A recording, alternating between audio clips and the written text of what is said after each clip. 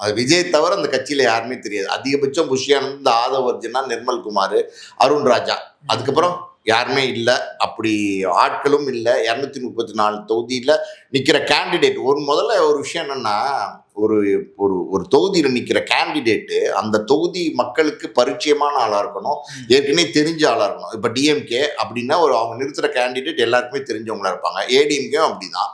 இவங்க யாரை நிறுத்த போகிறாங்க, இவங்க நிறுத்த போகிற யார் தெரிஞ்ச முகமாக இருக்க போகிறாங்க, இவங்க எப்படி இந்த எலெக்ஷனை சந்திக்க போகிறாங்க, எல்லாமே இனிமே கேலி கூத்தா தான் இருக்க போகுது. நீங்க பாருங்க, அடுத்தடுத்து என்ன நடக்க போகுதுன்னு பாருங்க. சரி, இப்ப நீங்க விஜய் அவர்கள் தனித்து விடப்பட்டார் அப்படின்னு சொல்றீங்க. ஆனா எல்லா கட்சிக்குமே ஒரு கூட்டணிக்காக அழைச்சாங்கல்ல சார். எடப்பாடி பழனிசாமி பிள்ளையார் சொல்லி போட்டாச்சு அப்படின்னு சொன்னாரு. நயினா நாகேந்திரன் கூட்டணிக்கு நல்லா இருக்கும் அப்படின்னு அவரும் சொன்னாரு.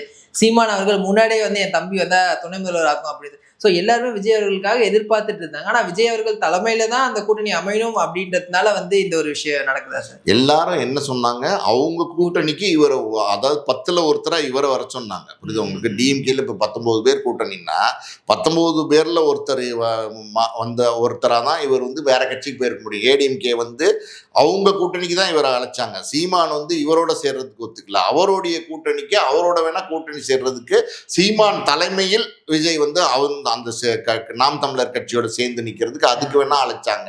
நயினா நாகேந்திரன் எதுக்கு அழைச்சாரு? ஏடிஎம்கே கூட்டணிக்கு அழைச்சாரு.